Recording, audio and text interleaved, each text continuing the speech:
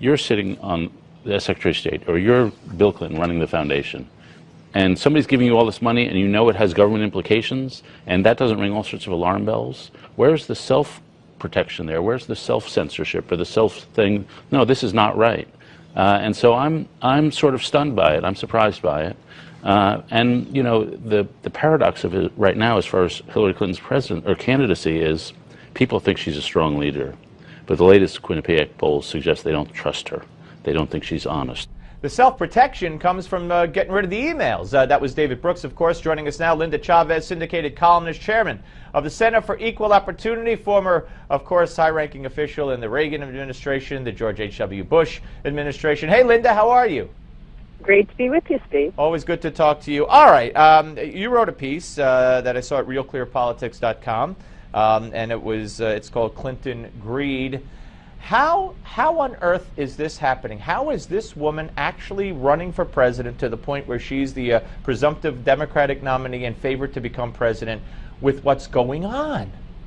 I don't know, Steve. I mean, can you imagine if any of the Republican candidates had this kind of baggage, what would be happening? I mean, they would have already had to basically pull out of the race. This is really quite stunning. I mean, here's a woman who wants to build her campaign on looking out for the little guy, and it turns out that she and her husband are enriching themselves to the tune of $100 million in speech fees that Bill Clinton has earned from basically, you know, corporate interests, government officials, foreign government officials, and nobody is really pushing within the Democratic Party to say this is corrupt.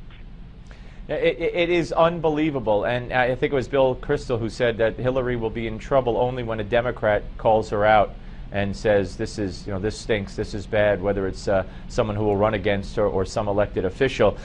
You know, we get news today that Charity Navigator, which describes itself as the nation's largest vetter of and evaluator of charities, has placed the Clinton Foundation on the suspicious list because of all the money spent on administration, travel, salaries, and bonuses, as opposed to the comparatively small amount that actually goes to charities.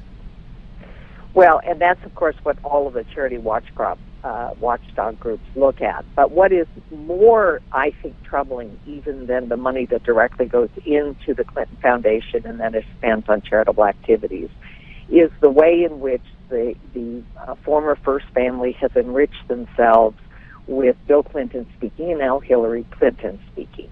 I mean, we're not talking about 10, 20, 30, even $100,000 speeches. We're talking about $500,000 paid by a bank close to the Russian government. And these are not, you know, private enterprises in Russia. We're talking about things that Putin himself controls.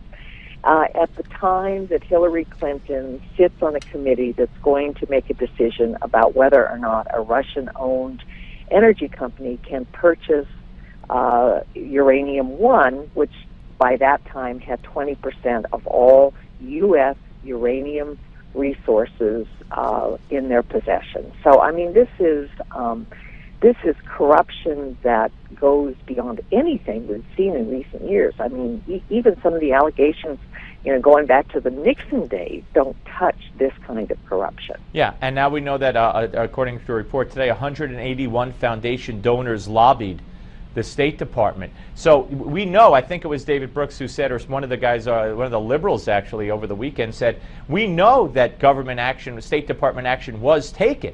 But, you know, have fun trying to prove a quid pro quo, but that shouldn't matter.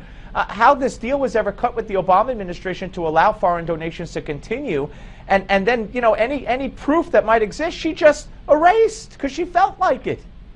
You know, Steve, I was in the Reagan administration, and I was a high-ranking official in the White House in the Reagan administration.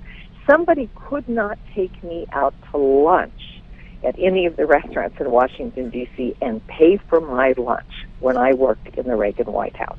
That was impermissible because it could be seen as they're attempting to influence me and to gain access. I couldn't accept anything. I mean, if somebody gave me a book when they came to visit me, one of the books they'd written. I had to turn that over to the gifts office in the Reagan White House, and they had to determine that it was worth less. I think it was $25 was, right. was the cutoff then.